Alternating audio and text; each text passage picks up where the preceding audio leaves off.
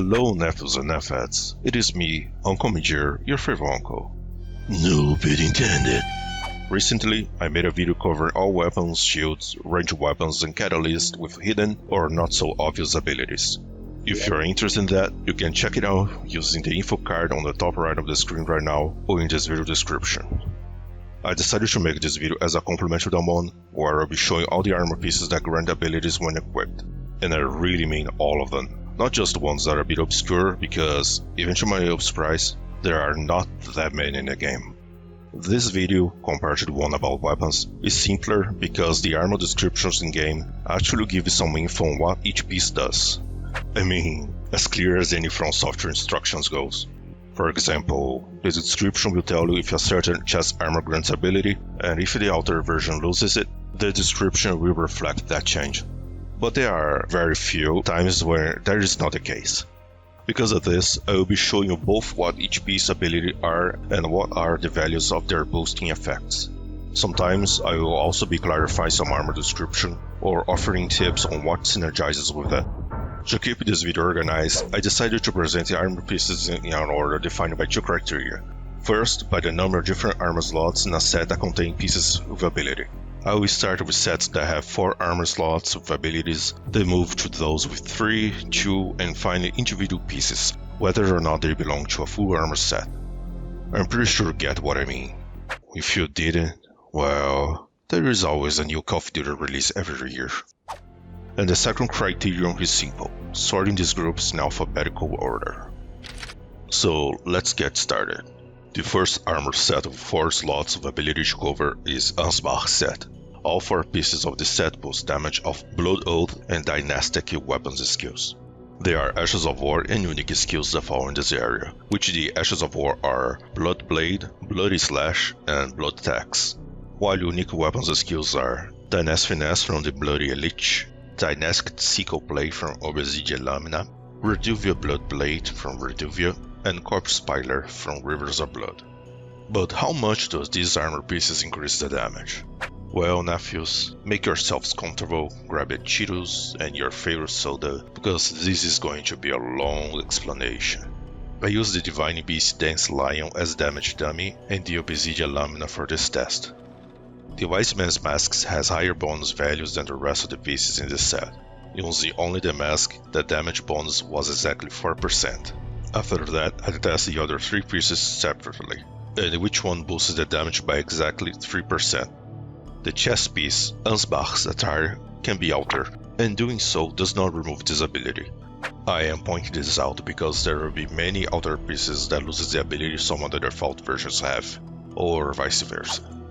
Now what was left to test was whether these bonuses were added or stacked multiplicatively. Testing 2 pieces where none of them was the mask resulted in a 6% increase, which doesn't answer the question yet because adding 3 and 3% or multiply them gives very similar results. With 3 pieces, mask excluded, the value was exactly 90%. That means the bonuses are most likely added and not multiplied.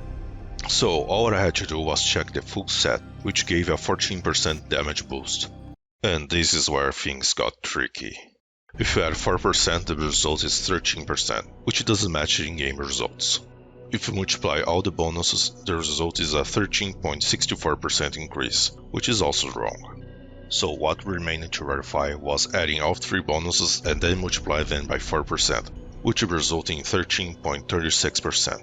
Still incorrect. If you go to Frax Alive, yes, the site that everybody loves to criticize, but also the one that everyone's uses. Despite all the criticism, most of the information there is actually correct. I mean, as long as you stay within Elden Ring Wiki, because my god, their coverage of Lord of the Fallen, for example, is atrocious at best. Anyway, on the Ansbach set page, it says that the White Man's Mask boosts these skills by 5% and the remaining pieces by 3%. But if you check the Wise Man's Mask page, it says that it boosts them by 4%. And that's when we all start our ironic collapse. But here's the deal, they are not wrong. I mean, it is lacking information why there are 2 different values, but after almost half an hour, I managed to crack this enigma. So what is happening here is that the bonuses are indeed added rather than multiplied to the total damage. However, the Wise Man's Mask has two different values depending on whenever another unsmarked piece is equipped. If no other piece is equipped, then the bonus will be 4%. But if there are at least one piece, the bonus value for the mask will be 5%. Huh? I have an explanation for this, Nephews. It is just From Software being From Software. So here's how I think code was written. If another piece of unsmarked set is equipped, then the Wise Man's Mask equals 0.05. Otherwise it equals 0.04. The next line should look something like this. Total damage equals default damage multiplied by 1 plus number of pieces multiplied by 0.03 plus Wise Man's Mask value. Yeah, for the first item covered in this video, that was quite a journey. It is not the only item with confusing data, but don't you worry, I will break it down every time a new divergence appears in this video. Let's move on to the next one, the Briar set. My name is Jeff. All pieces of this set has the same ability. Dodging into enemy deals pierce damage. How much damage, you ask? Well, here's the deal. The damage is so low that it's not even worth knowing the exact values. Faxstar Live says that the chest piece, both default and altered versions, deal 25% points of damage, and the remaining pieces deal 18 before defenses are applied.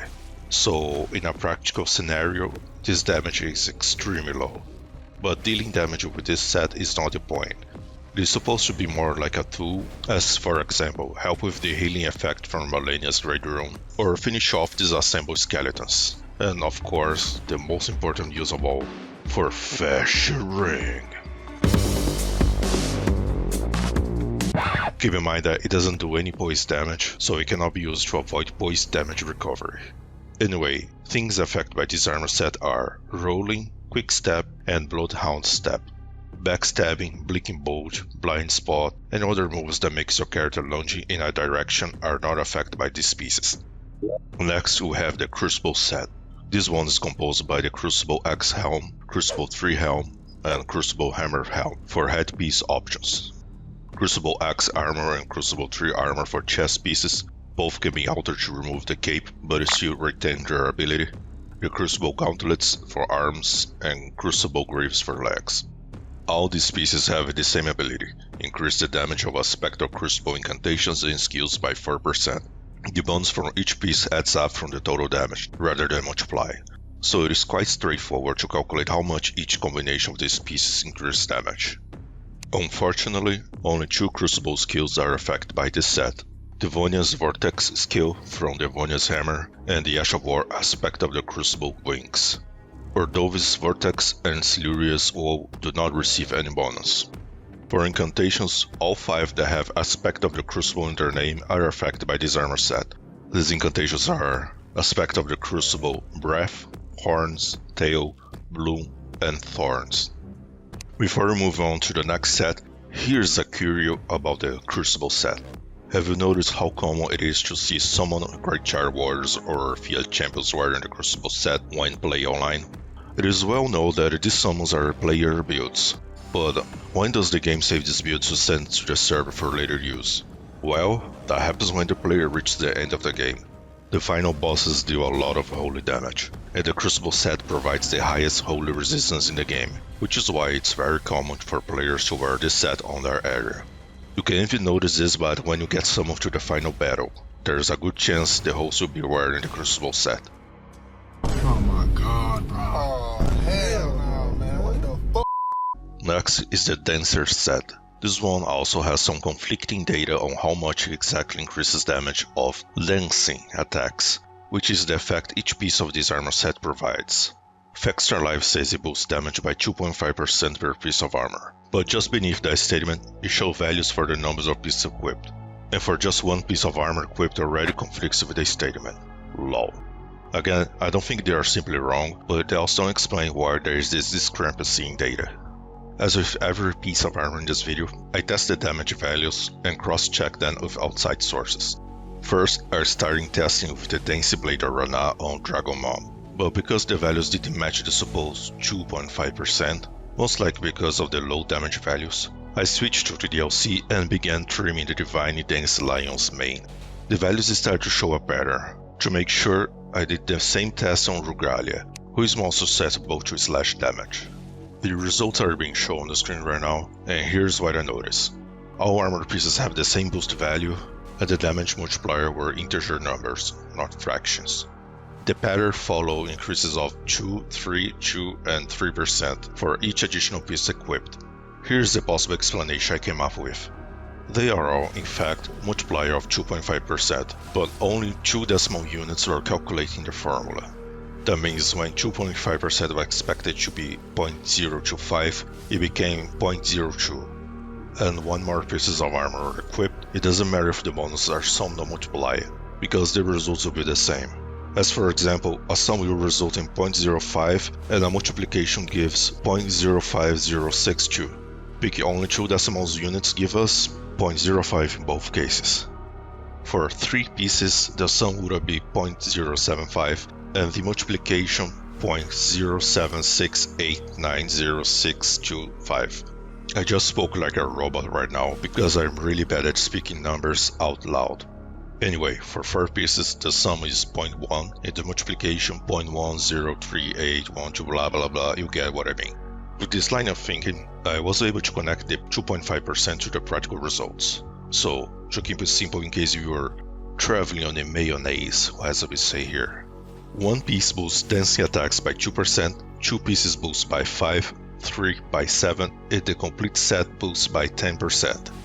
But what are dancing attacks exactly? Well, there is anything with the word dance in it. Things affected by this are the Ash of War Sword Dance, Regalia of AOK and Barai's Executioner Sword skills, AOK Dancing Blade, Handle Millennia skill, Waterfowl Dance, Giant's Red Braid skill, Flame Dance, Eleonora's Pole Blade skill, Blood Blade Dance, Curse Blade Circle skill, Deadly Dance, Dancing Blade of Ronan skill, Unending Dance, and its heavy attacks. And the last item is the only one that doesn't follow the dance word rule, the Flowing Curved Sword heavy attacks. If you are wondering why, that's because it shares the same moveset as the Dancing Blade of Ronan, which is quite interesting. That means the code likely uses attack ID when calculating the bonus, or it could be something simpler, like the developers noticed both weapons share the same moveset and decided to give the bonus to the Flowing Curved Sword to avoid confusion. Or as a bonus. Or who knows. Before moving to the next set on the list, 2 small final observations about the Dancer set. The chest piece can be altered, and it doesn't lose the damage bonus. Another item thematically related to the Dancer's Rana is the Perfume Oil Rana, a consumable item that is not boosted by the Dancer set. Coming up next is Death Knight set. Each piece of this armor set increases the damage of Ancient Dragon Code incantations and skills by 2%. The good news for my brain, and yours, is that while testing it, the values proved to be accurate. Not only that, each piece's bonus is added on top of the others instead of multiplying, so it's super easy to know how much damage you're gaining. But what exactly can this armor set boost? Well, the incantations affected by it are Ancient Dragon's Lightning Spear, Ancient Dragon's Lightning Strike, Death Lightning, Electro Charge, Fortisak's Lightning Spear, Frozen Lightning Spear, Honed Bolt, Knight's Lightning Spear, Lansak's Glaive, Lightning Spear, and Lightning Strike. The only Ancient Dragon Code incantation or effect is Electrify Armament, for reasons beyond my comprehension. As for weapons, this set boosts the following skills: Blink Bolt from the Twin Axe, Blink Bolt from the Long Haft Axe, and the Ashes of War Thunderbolt, Lightning Slash, and Blinking Bolt. The Ashes of War Lightning Ran, and the skills from Bolter Grand Sax, Dragon Blade, Dragon Halberd, Dragon's King Crag Blade, Flowerstone Gavel, and Veteran's Prosthesis are not affected. Just don't dwell on the fact that Dragon Blade and Dragon Halberd are affected, but Frozen Lightning Spear is, or you might pop one of the veins on your brain. Courtesy of Miyazaki-san. Next we have the Omen set, worn by the British guy. Get it? Get it? Yeah?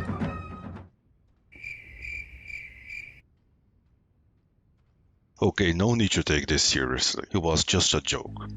Each piece of this set increases the damage of consumables Omen Bray, Omen Burn. Just one moment, let me Google it.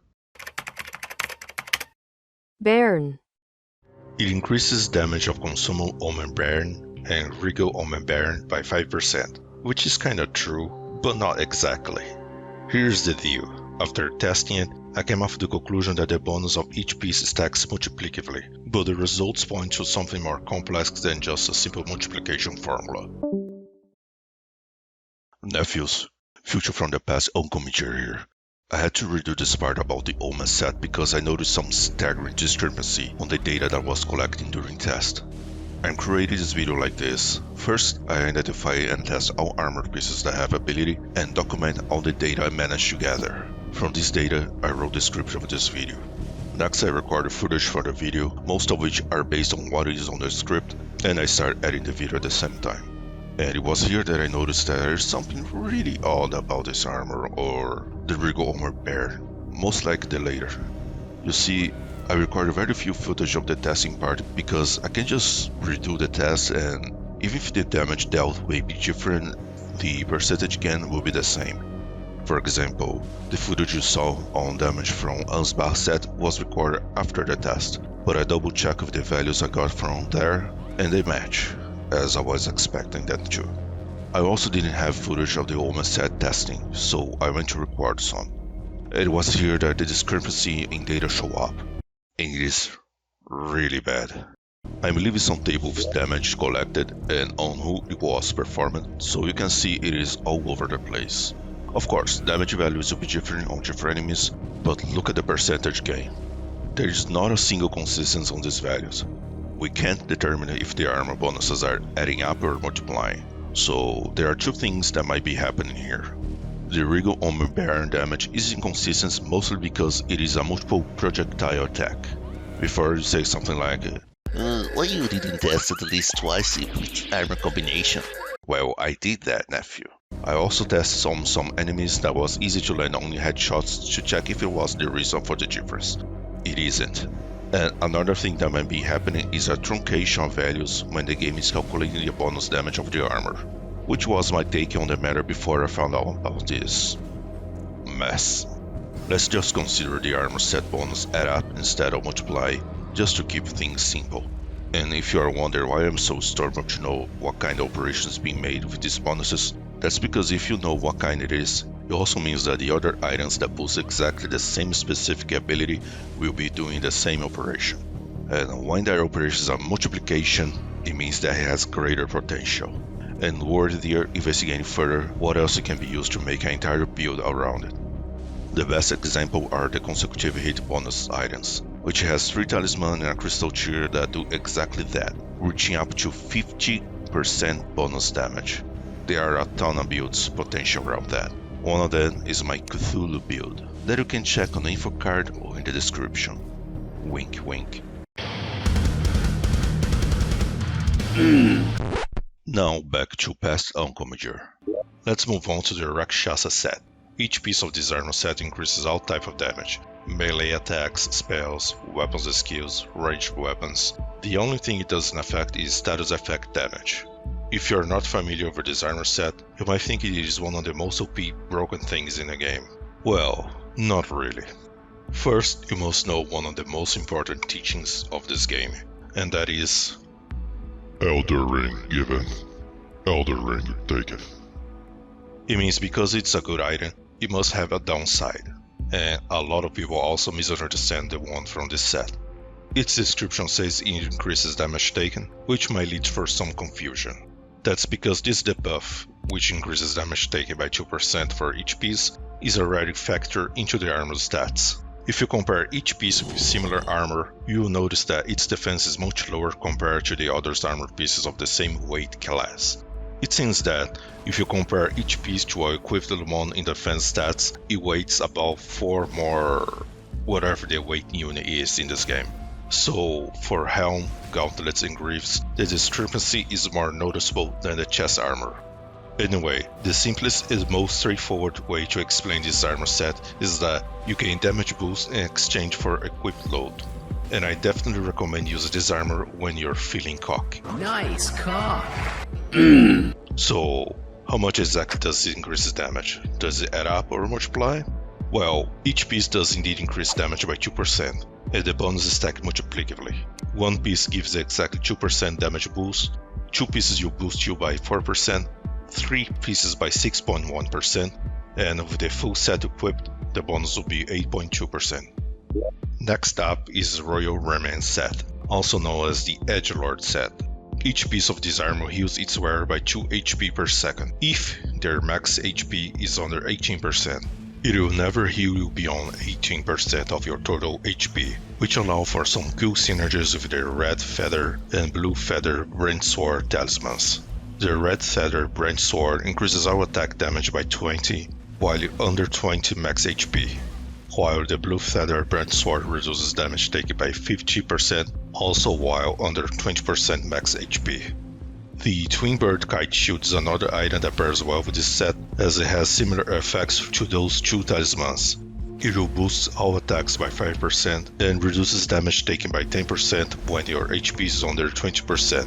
Additionally, Ashes of War can be applied to this shield, if desired. Now I want to build a setup around these items. And now, the last set with 4 pieces to cover, the Spellblade set. Each piece of this set increases the magic damage of weapons skills by 2%. I'm going to say it again in a more specific way now. Each piece only increases magic damage part of the weapon's skill by 2%. I repeated myself because a lot of people misinterpret this description, even though it says only skills, and think that it can also boost sorceries. It is really only skill, Nephews. And because it's only the magic part of the skill, you can make the following observations. First, obviously, pure magic skills are boosted by it. Example are unique skills like Sorcery of the Crozier from the Watchdog Staff and Glintstone Dart from the Glintstone Crest. Also, Ashes of War like Carrion Greatsword and Glintblade Phalanx. Second, talking about Ashes of War, if you set up a physical damage Ash of War on a weapon, like Savage Lion's Claw, and apply Magic or Cold Affinity, the magic portion of the damage will be increased. In the final observation, unique skills that deal partial magic damage. For example, the standard and heavy attacks of Regalia of AOK and Mari's Executioner Greatsword deals both physical and magic damage. So their skill, Dancing Blade of AOK, gets a much lower boost because most of the damage is physical, making the boost from the Spellblade set quite low. There are few exceptions though. I tested every single weapon at Ash of War that had any kind of magical damage, and I discovered that Ruinous Ghost Flame from the Helfen's Steep and Rancor Slash from Spirit Sword and Spirit Glaive are not boosted by this set. And speaking of boosts, each piece bonus adds on top of the other, instead of multiplying. One more thing, the chest piece can be altered, and you won't lose the ability. Now let's move to armor sets with 3 armor slots that provides an ability. First up is Aurish set. 3 pieces of this set were supposed to increase Thorn sorceries by 6%. This bonus stacks multiplicatively. The 3 pieces that give this bonus are Aurish Pointed Hat, Robe, and Bracers. The trousers do not provide any boost in this regard. You can alter the Pointed Hat and keep the ability, but the same doesn't happen with the Robe. If you alter, it loses the ability to boost Thorn sorceries. Why? The same reason as the trousers. It doesn't have the red glintstones on it. It is a nice little attention to detail. And as said, it was supposed to boost 6% because there are some diminished returns. I think there is some truncation or similar issues in the calculation as the Yeoman set. From in-game testing, when just 1 piece is equipped, it boosts by 5% instead of 6%.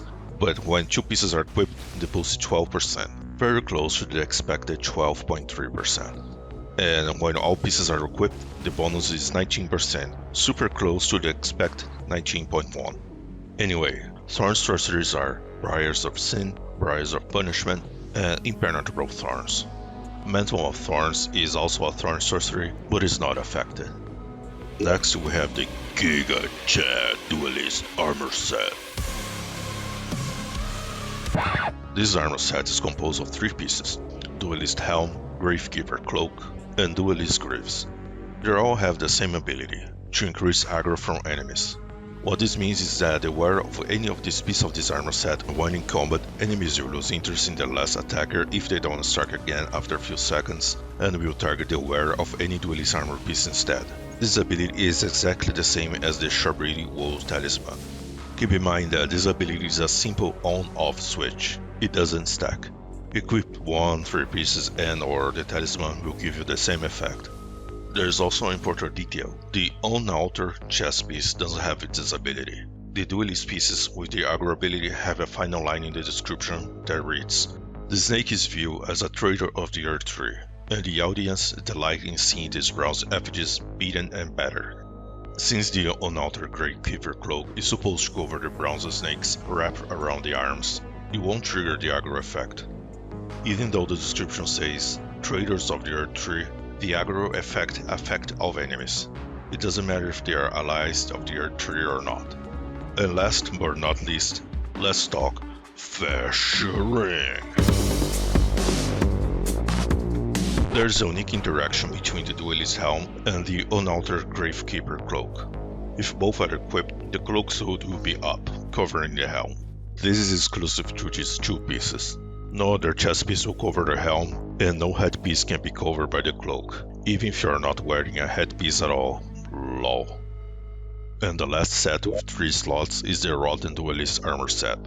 It does the same thing as the Duelist Armor set. The main difference, apart from the color, is that the Rotten version has less defense but higher resistances. The hood interaction works when mixing it with the pieces from the standard Duelist armor. Now let's check armor pieces with 2 slots that have abilities. The Divine Bird set head and chest pieces have different abilities. The headpiece, the Divine Bird helm, provides 2 bonuses and 2 debuffs. The bonuses are an increase of 3 points in strength, 4 in dexterity, and a 10% boost to the Divine Bird Feather incantation. No, this incantation still sucks, even if it is headpiece. The 2 debuffs are a 9% reduction healing from the Flasks of Crimson Tears and a 45-point decrease in focus. The Divine Bird Water Greaves are a complete different item. What the f? They increase the damage of kicks by 4%, which stacks multiplicatively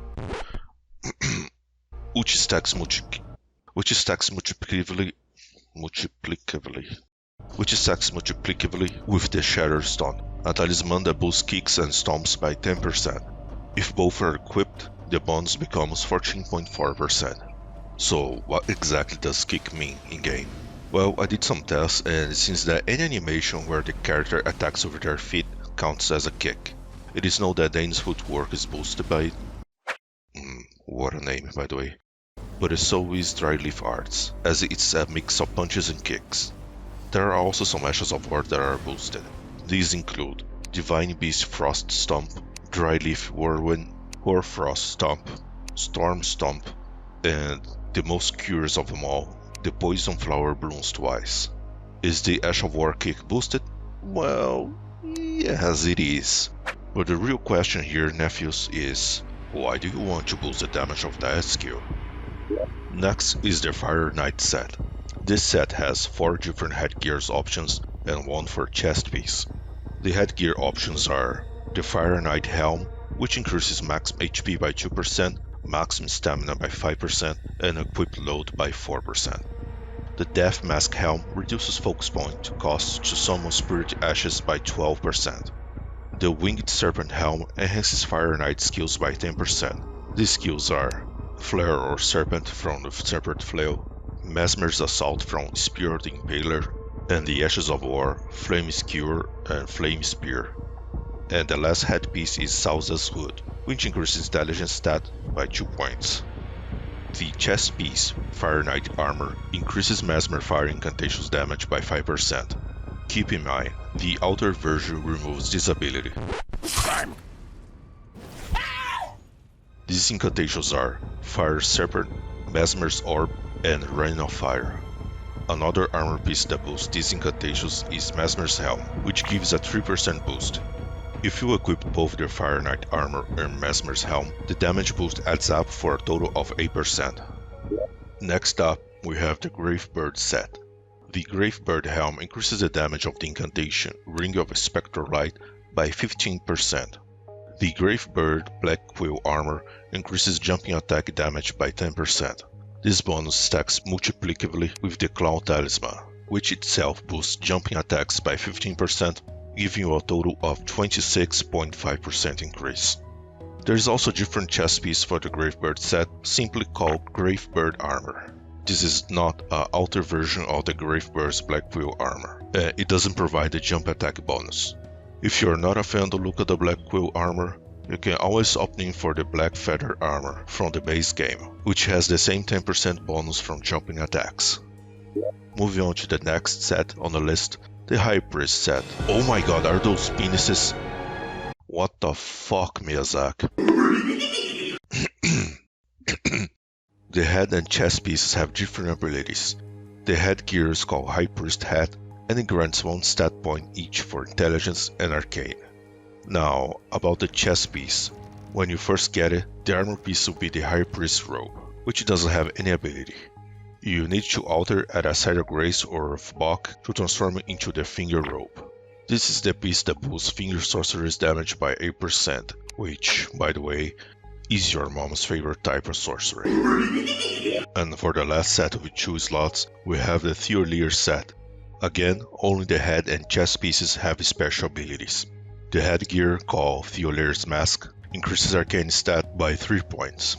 The chest piece also boosts the arcane stat, but by 2 points instead. This chest piece can be altered, and if you do so, it loses its ability. So we have check armor sets with 4, 3, and 2 different slots that give some kind of ability. What remains now are armor pieces with abilities that may or may not be the only part of a set that provides an ability. First we will look at headpieces, then the armor pieces, and finally arms and legs pieces. Okay, for the first headgear we have the Albinaric Mask. What it does is increase the arcane stat by 4 points, and it also has a debuff that decreases the healing effect of Flasks of Crimson Tears by 10%. Next is the Ash of War Scarab. As the name suggests, it decreases focus points cost of casting weapons skills by 15%. It can also be used alongside of the Carrion Filigrade Crest Talisman, which has the same ability, but it decreases the focus point cost by 25% instead. Using both at the same time will decrease the skill focus point cost by 37.5%, not the expected 40%. This happens due to diminished returns. Lastly, the Ash of War Scarab also gives a debuff for its users, increasing damage taken by 5%. It does this by simply having negative defense stats, which you can compare when wearing no headpiece and put the select on this armor to see the difference. Coming up next is Azur's Glintstone Crown. This headpiece increases the damage of Comet Azure sorcery by 15%, and Glintstone Comet Shard and Comet by 10%. Pretty neat. But as this game had taught me a long time ago about nice boosts, Elden Ring giveth, Elden Ring taketh. In the case of the Azur's Glintstone Crown, the debuff is that it will increase all sorcery's focus points cost by 15%. I tested to see if it would also increase the cost of incantations, but it's not the case. I even tried using the Staff of the Great Beyond, which can cast both sorceries and incantations, and only sorceries had their focus points cost increased. Next is the Black Dumpling. This thing increases all damage by 10% when its user suffers from madness. This damage boost lasts for 1 minute.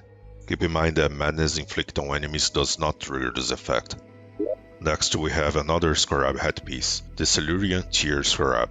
This one boosts Flasks of Silurian Tear's focus points recovered by 10%, and like all Scarab headpieces, it also increases damage taken by 5%. The Circlet of Light increases intelligence, faith, and arcane stat by 1 point each. It also boosts the damage of Light of Mikula's incantation by 10%. That is the only incantation it can boost. Next is the Consort's Mask. It increases dexterity stat by 1 point. The Crimson Hood, on the other hand, increases vigor by 1 point. What the? The Crimson Tear Scarab increases the healing effect of Flasks of Crimson Tears by 10%, but it also increases damage taken by 5%, as all Scarab headpieces do. More info on it will be shared soon, when I will be showing you the Guardian Garb Full Bloom. Next is the Curse Blaze Mask. This headgear increases dexterity stat by 5 points, but Elden Ring giveth, Elden Ring taketh. In this case, the debuff is that it reduces healing from Flasks of Crimson Tears by 7%. Coming up next is the Divine Beast Head. Apart from fulfilling your dream of becoming a bobblehead in game, it also increases both strength and dexterity stats by 4 points each. And as for all these horns and headpieces, it also comes with the buff of reducing healing effectiveness of Flasks of Crimson Tears by 11%. Additionally, it reduces focus, that is a resistance against madness and sleep, by 16 points. Now, the most unique ability of this headpiece is the ability to boost by 7% the damage of items with the word Storm in the names. These are the following: the Ashes of War, Storm Blade, Storm Assault, Storm Stomp, and Storm Caller. Skills unique to some weapons will be Thunderstorm from the Stormhawk Axe, Storm Kick from Veteran's Prosthesis, Hard-Calling Storm from the Hornet Warrior Greatsword, and Zalmor Ice Storm from Zalmor's Curved Sword. For sorceries there's just one, the Zalmor Ice Storm, and the same for incantations, the Divine Beast Tornado. And curious enough, there is also an ammo boost by this headgear, the Stormwing Bone Arrow. Next, we have the Divine Beast Helm. The name is quite similar to the last one, the difference being this one ends with a helm, while the last one ends with head. Anyway, the Divine Beast Helm increases both in strength and dexterity by 3 points each, decreases healing from flasks of Crimson Tears by 9%, and reduces focus by 45 points. Next is the Giant Head Diaper. Envoy's Crow. It increases damage on Envoy weapons and skills by 15%. These are Oracle Bubble from Envoy's Horn, Bubble Shower from... I don't know, it sounds a bit weird, this name. But anyway, the Bubble Shower from Envoy's Long Horn, and Great Oracle Bubble from Envoy's Great Horn. There are 2 sorcerers belong to the Oracle School, namely Oracle Bubble and Great Oracle Bubble, but those are not boosted by this headpiece. The Glintstone Scarab reduces focus points cost of casting sorceries by 15%, and as with all Scarab headpieces, it also increases damage taken by 5%. Next on the list is the Great Hood, the closest you can get from a Pyramid Head cosplay, I think. Are you sure about that? It increases intelligence and faith by 2 points each, but it also decreases max HP by 9%. Coming up next is the Great Jar. It increases the damage of all types of throwable pots by 16%, and by all, I mean the ones made from cracked, ritual, and heft pots. And here's a little trivia. You can barely see through the lid, but the interior of the jar is actually textured. You can even see how filled it was. I'm going to take the chance to also show you something smart the game does with the character's hair. When a headpiece that partially covers the head, but part of the hair must be visible, the game changes to a compact version of it. I just don't know if it is actually a completely different model, or there are some flags that deactivate some parts to avoid clipping. Most likely the latter. You can see some examples here, and like I said, this is for every headpiece that covers most of the head. It is not exclusive to the Grey Jar. Next we have the Haima Glintstone Crown. It increases strength and intelligence by 2 points each, but it decreases total focus points by 10%. The Helic Tree Helm increases faith stat by 1 point, and the Helic Tree 9 Helm also increases faith, but by 2 points instead of 1. Next is the Hieroda's Glintstone Crown. I don't know how to pronounce this name. Looks Greekish, I don't know. This headgear increases intelligence and endurance by 2 points each, and it reduces max focus points by 10%. And here's a little trivia. It has a unique black glintstone on top of it. The description of this headpiece doesn't say anything about it, only that this type of crown was granted to the magic scholars of the Ralelucaria Academy. Oh sorry, I can't control myself. Every time I have to say Ralelucaria Academy, you have to be in a Khajiit voice. See? It's unavoidable. So I went to the converted fringe tower and tried to open with the erudition gesture, and it doesn't work. Nor the glintstone lights up. Next is the Hornet Warrior Helm, worn by the Giga Chats that I name HS800. That stands for Hardstand Model 800. It increases strength by 5 points, which is quite a lot. That means... Elden Ring giveth, Elden Ring taketh. It decreases the healing effect from flasks of Crimson Tears by 7% and focus by minus 30 points. And for those who are or not paying attention, here's a jump scare.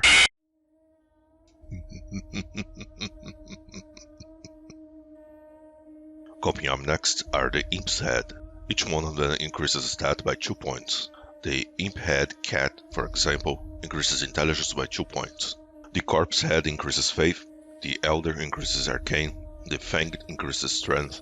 The Lion Vigor. The Long Tongue increases dexterity. And the Wolf increases endurance. Next we have the last Scarab headpiece to cover in this video, the Incantation one. As expected at this point by the name of these scarabs armor names, it reduces focus point cost of incantations by 15% and increases damage taken by 5%. Next is the jar. That's the name. No jar head, no jar of pickle rig, Oh my god, bro. just jar. It does almost the same thing as the great jar we just checked a few moments ago. The difference is that it increases damage of only cracked and ritual pots, and by 15% instead of 16% from the great jar. Does that mean the great jar is superior in all ways to the jar? Yes, apart from the fact that the great jar can be quite awkward sometimes because how much it covers the screen. And the little trivia for the jar is that it also renders the character head with the clipper haircut. The inside texture is very similar to the great jar.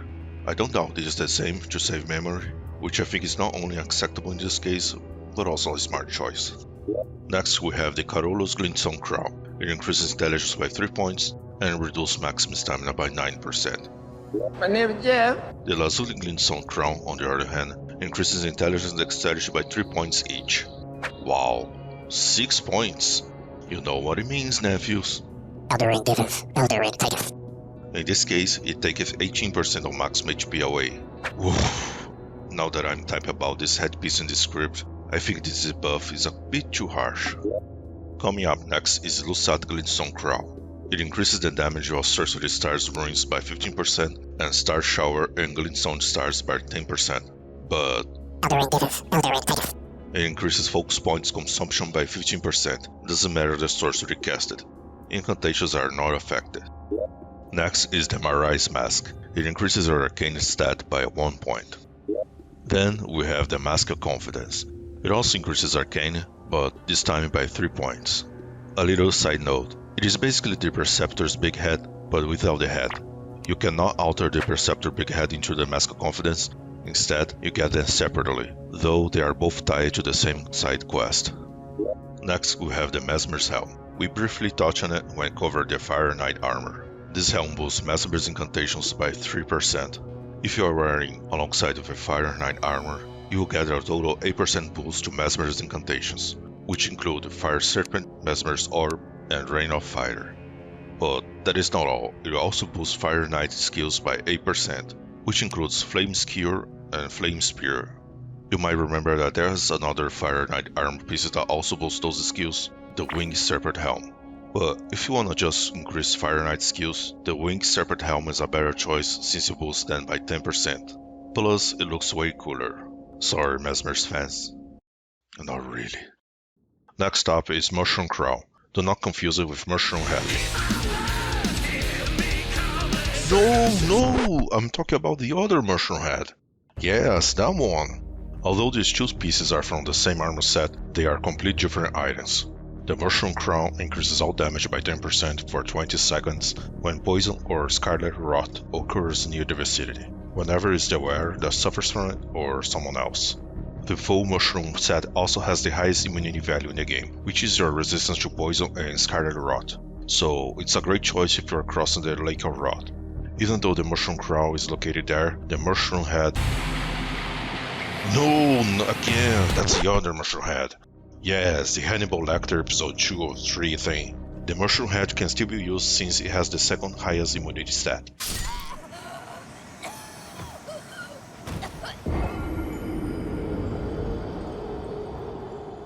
Next is the Navy Hood. It's pretty straightforward. It increases mind stat by 1 point. For the Okina Mask, it increases dexterity by 3 points, but it also removes 27 points of focus. By the way, focus means resistance. When I'm talking about focus points, I'm literally going to say focus points. Okay, nephews? Good. Shit. The Olivenose Greenstone Crown increases intelligence by 3 points, but it reduces maximum HP by 9%. The Omen's Merc Mask increases its strength by 2 points. The Belt of Ralva increases the damage of incantation Roar of Rugalia by 15%. Ooh, look at what it is. It's the Perceptor's big head. I even forgot that it had a bonus before starting to type about it in the script. It increases mind by 3 points, but decreases stamina by 9%. Next is the Pumpkin Helm. It reduces damage that hits the head by 30%, that includes both melee and projectile attacks. Next up is the Queen's Crescent Crown. It increases intelligence by 3 points, and it can also be the perfect headpiece for your banana in pajamas cosplay. Coming up next is the Radiant Gold Mask. It increases the damage of Golden Order incantations by 10%. These incantations are Disc of Light, Triple Rings of Light, Radagon's Ring of Light, and Litany of Proper Death. Note that the multi-layered rings is not affected. Just a reminder that you must be facing the sun for the boost to kick in. That last part was a joke, by the way. The Ruler's Mask increases faith by 1 point. The Sacred Crown Helm also increases faith by 1 point. The Shining Horn Headband increases the damage of Ancestral Infant's Head, a consumable item, by 20%. The Silver Tear Mask increases Arcane by 8 points. That's a lot, which means it reduces your physical attacks by 5%. The Snow Witch Hat boosts the damage of gold sorceries by 20%. These are Adula's Moonblade, Glintstone Ice Crag, Rarni's Dark Moon, and Zamor Ice Storm. Next is Saint Strina Blossom. It boosts max focus points by 6%. The Twin Sage Glintstone Crown increases intelligence by 6 points.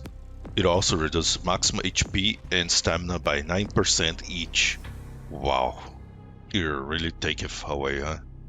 Oh my god, bro. The White Mask increases the damage of all attacks by 10% for 20 seconds when blood loss occurs near the wearer of this headpiece, including if the wearer themselves suffers from this status effect. It has excellent synergy with the Lords of Blood Exaltation, aka Talisman. Also, it is a favorite headpiece for Nightwoman cosplayers, if you know what I mean. And for the last headpiece, we have the Witch's Glintstone Crown, which increases intelligence and arcane by 3 points each. Oh no. Maximum stamina reduced by 18%. Holy shit. Now let's check the chest pieces that give some bonus abilities to the wearers. Starting with the Black Knife Armor. It has the effect of muzzle sound, which completely removes any noise you make while moving. You can even run while wearing this armor set, allowing you to sneak up or bypass enemies from behind much more easily. However, it doesn't affect the range at which enemies can see you. There's also a talisman called Crapul's Vial that grants the same effect, but equipping both at the same time makes no difference, because the muffled sound is a simple toggle, either on or off, just like the increased aggro effect we check in the Duelist armor set. Also keep in mind that the outer chest piece, gauntlets and trousers have in the description, crafted with the scale armor that makes no sound, which might cause some confusion, especially with the unaltered chest piece, since none of them actually have the muzzle sound effect. Next is the Braid Cord Rope. It increases damage of consumable Horn Baron and the incantation Watchful Spirit by 15%. Next we have the Commoner's Garb and the Commoner's Simple Garb. These are different chest pieces from separate armor sets that are very similar. Their bonuses are the same, both increases faith by 1 point. They can also be altered and they will keep this bonus. Coming up next is Deathbed Dress, which has a very unique ability. It heals nearby allies by 2 HP per second. This includes summon players, NPCs, and Spirit Ashes. The Godskin Noble Robe increases the damage of Noble Presence incantation by 20%. Next is the Guardian Garb Full Bloom. It boosts the healing of flasks of Crimson Tears by 10%. This chest piece belongs to the Guardian set, which also includes another chest piece simply called Guardian Garb. These two armor pieces are not altered versions of each other, and only the Full Bloom variant has this ability. Oops. Speaking of boosting the flasks of Crimson Tears, we saw that the Crimson Scarab headpiece also increases healing effect by 10%. Then there is the Crimson Seed Talisman, which boosts by 20%, and in DLC there is a +1 version of the talisman that boosts by 30%. Out of curiosity, I tested the combination of these 4 items to see how much they stack. Turns out they stack multiplicatively. Here's a table with the results, and the key takeaways are: when both armor pieces are equipped, the healing gain is 21%. Adding the first version of the Crimson Seed Talisman to the setup boosts the healing to 45.7%, and swapping to the +1 version brings the total healing at 55.7%. But remember, the Crimson Scarab also increases damage taken by 5%. So, I don't know if it's worth using because, well, I didn't bother checking that. Why? Because I'm lazy. But think, Nephews, think. If the damage take is increased by 5%, while the 10% healing bonus applied on top of the fixed 810 HP at a max out Crimson Tears provides, and consider that in this game enemies hit like a truck, especially compared to previous From Software games, plus there are plenty of ways to increase the resistance, well, now you can see it is not such a simple question. Next on the list is Leda's armor. This chest piece boosts dodge, backstab, and dash attacks by 10%. Dodge and backstab attacks are pretty straightforward, but dash is a bit vague in this game. It typically refers to something similar to the quick-step Ash of War. To understand what is affected by this, it helps to know what counts as a dodged attack for a weapon. You can test with any weapon, but the Claymore is a really good example. First, perform a simple light attack and observe the animation. With the Claymore, it is a simple swipe. Now, if you roll, backstab, or crouch and attack you right away, you perform a thrusting attack. This is the dodge attack of the Claymore. Every weapon has this kind of attack, each with its own specific animation to distinguish from the other types of attack. Knowing how to identify a dodge attack essentially answers the question of what and when this armor set will boost a follow-up attack. Things that allow for a dodge attack follow-up includes Quick Stab, Bloodhound Stab, and during my test I found out that Blind Spot also gets boosted, but not the attack itself, but the follow-up, because it is considered a dodge attack. Hey Nephews, it's me again, Uncle Major from Past Future. I needed to attach this segment to explain a thing about Blind Spot is not always boosted by this armor piece. What happens is that when you are not locked into a target, the follow-up attack for Blind Spot will be a dodge attack, so it is boosted by Leda's armor.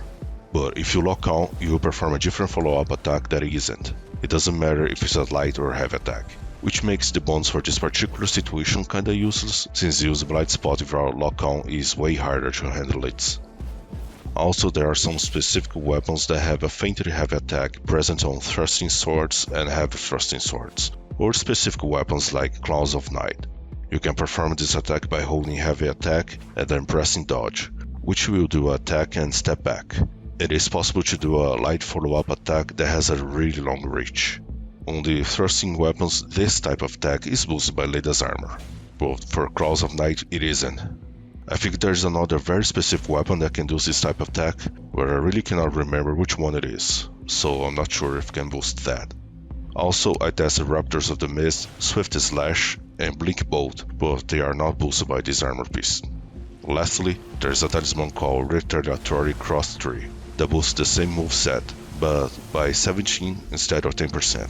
If you use both the armor and the talisman together, the bonus will stack multiplicatively for a total of 28.7% in damage gain. Back to Past Uncle Major. And the last chest piece to cover is the Raptor's Black Feathers. It works the same way as the Gravebird's Black Quill armor we checked in the 2 pieces of armor chapter. As mentioned there, the bonus is the same, 10% more damage for jumping attacks with both pieces of armor. It stacks multiplicatively with the Claw Talisman, which increases damage by 50%, giving you a total of 26.5%. So let's move on to the gauntlets, but there's none to cover, nor trousers. Well, that is because all gauntlets and trousers with ability belongs to a set where at least one other piece has ability, so they have already been covered in this video. And last but not least, let's quick check some armor pieces with different interactions when it comes to fashioning. So let's start with the Duelist armor, which we already covered early in this video, but in case you skipped that chapter, here's the deal with this armor set. The headpiece called Duelist Helm and the unaltered chest piece, Gravekeeper Cloak, have a unique interaction where, when both are equipped, the hood from the cloak will be up, covered in helm. If you switch to any other headpiece, or no helm at all, the cloak won't cover. It doesn't matter how obvious it would be for the hood of the cloak to cover the headpiece. The same goes for the Duelist Helm. While it's more obvious that it would be more hard for any hood from other chest piece to cover, consider how large this helm is. On subject of hoods, there are a few headpieces and chests that, when equipped at the same time, will always have the hood up, no matter the combination. The headpieces are Astrologer Hood, Black Knife Hood, Blood-Soaked Mask, Chain Coif, Eccentricus Hood Altar, Fingerprint Helm, Nox Monk Hood Altar, Nox Sword Stress Crown Altar, and perfume hood. These headpieces can be equipped with any of the following chest piece to keep the hood up: the astrologer robe, black knife armor, and perfume robe. And now, for the best part, with this headpiece, you can be absolute sure that once equipped, it doesn't matter if you win or lose when stepping a boss arena, you already won by pure fashion. This headpiece is, of course, the Great Helm. A piece of armor for the Terra Chads that can even make your Roderica wet. And I don't mean wet by tears this time. Damn, son. Just don't mention it being hit above with a mace or a hammer. That you'll ruin the fantasy for sure.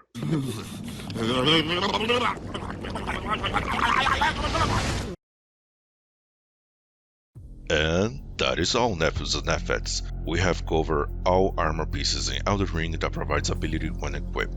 Near the end of this video, there have been some leaks of a definitive edition version of the game that most likely will be released in 2025.